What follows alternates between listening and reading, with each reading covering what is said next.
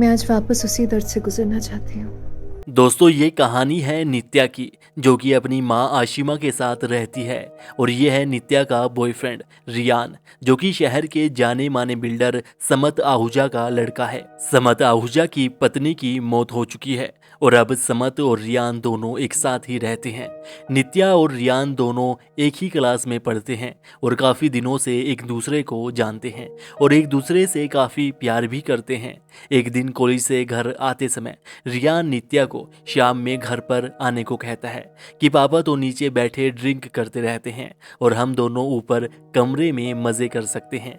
जिस बात पर नित्या मान जाती है और शाम को अपनी मम्मी से ग्रुप स्टडी का बहाना बनाकर रियान के घर पहुंच जाती है, जहां पर समत पहले ही अपनी सेक्रेटरी के साथ बैठा होता है और नित्या को वहां पर देखकर काफ़ी खुश होता है। वह बताती है कि मैं रियान की दोस्त हूँ, उसकी क्लास में ही पढ़ती हूँ और ग्रुप स्टडी करने के लिए यहाँ पर आई हूँ।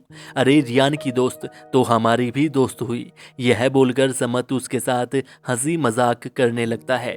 तभी रियान भी नीचे आ जाता है और फिर नित्या रियान के साथ ऊपर कमरे में चली जाती है, जहाँ पर दोनों मजे से चिल करते हैं। और फिर अगले दिन जब नित्या एक दुकान से कपड़े खरीद रही होती है, तो तभी समत उसे बाहर से देख लेता है और सीधे अंदर आ जाता है। जिस ड्रेस को नित्या ने कॉस्टली होने की वजह से नहीं खरीदा था, समत वही ड्रेस नित्या को गिफ्ट कर देता है, जिस पर नित्या काफी खुश होती है और समत को कॉफी पीने चलने को कहती है। दोनों एक कैफे पर पहुंचते हैं, कॉफी पीते हैं और ढेर सारी बातें करते हैं। समत नित्या को अपनी गर्लफ्रेंड के बारे में बताता है और नित्या भी समत की बातों में इतना इंटरेस्ट लेने लगती है कि वह रियान तक का फोन नहीं उठाती। जिसके बाद समत नित्या को अपने फार्म हाउस पर चलने को कहता है और कहता है कि मैं अकेले ही जा रहा हूँ, तुम चलोगी तो थोड़ा मन लग जाएगा।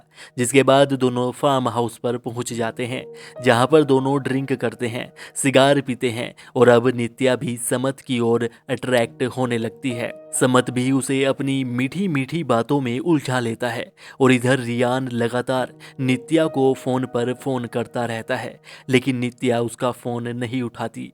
जिसके बाद नित्या ड्रेस चेंज करके आती है, फिर दोनों डांस करते हैं और फिर धीरे धीरे अपनी नज़दीकियों को मिटा देते हैं। जिसके बाद समत नित्या को उसके घर छोड़ने जाता है, लेकिन उसकी वह ड्रेस गाड़ी में ही छूट जाती है। और रात में जब नित्या रियान से बात कर रही होती है, तो वह उसे डांटने लगता है कि तुमने दिन में मेरा फ़ोन क्यों नहीं उठाया। जिस पर दोनों में बहस होने लगती है और रियान फ़ोन काट देता है। उस दिन के बाद से नित्या रूखी रूखी रहने लगती है। उसका ना तो अब रियान के साथ मन ही लगता है और ना ही वह रियान को अब भाव ही देती है।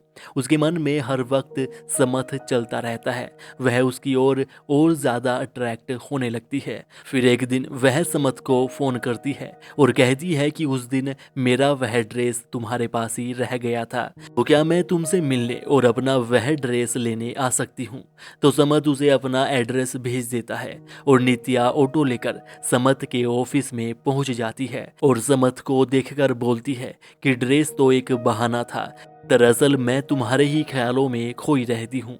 तुमने जो खुशी मुझे उस दिन दी थी, ऐसी खुशी मुझे आज तक नहीं मिली, तो क्या तुम आज फिर से उस खुशी और मीठी दर्द का एहसास करा सकते हो।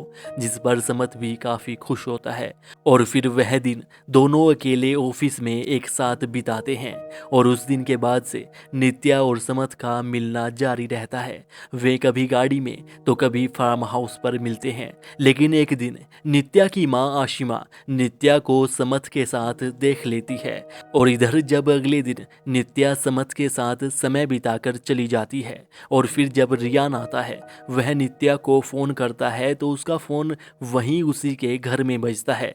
तो वह समत से पूछता है कि क्या नित्या यहाँ पर आई थी, तो समत कोई जवाब नहीं देता और रियान समत के साथ लड़ने लगता है और सारी बात समझ जाता है, क्योंकि वह अपने पापा के व्यवहार को अच्छी तरह से जानता है और कहता है कि पापा वो मेरी गर्लफ्रेंड थी और मैं उससे शादी करना चाहता था, लेकिन तुम्हें ज़रा भी शर्म नहीं आई। वह तुम्हारी बेटी की उम्र की है, तभी आशिमा भी वहां पर आ जाती है, जिसे देखकर दोनों चौंक जाते हैं। वह रियान को बताती है कि मैं नित्या की माँ और तुम्हारे पापा की पहली पत्नी हूँ, और समत तुम्हें जरा भी शर्म नहीं आई। जिसके साथ तुम आजकल रंगरलियां मना रहे हो वो तुम्हारा ही खून है। और यह सुन के समत के होश उड़ जाते हैं और इस वेब सीरीज का यहीं पर एंड हो जाता है। यह वेब सीरीज बेटा आशिक बाप अय्याज के नाम से उल्लू ऐप पर अवेलेबल है। आपकी इसके संबंध में क्या राय है, हमें कमेंट करके ज़रूर बताइएगा। वीडियो को लाइक और शेयर कीजिएगा। चैनल पर पहली बार आए हैं तो ऐसी ही और वीडियोज़ के लिए चैनल को सब्सक्राइब करके बेल आइकन दबा लीजिएगा।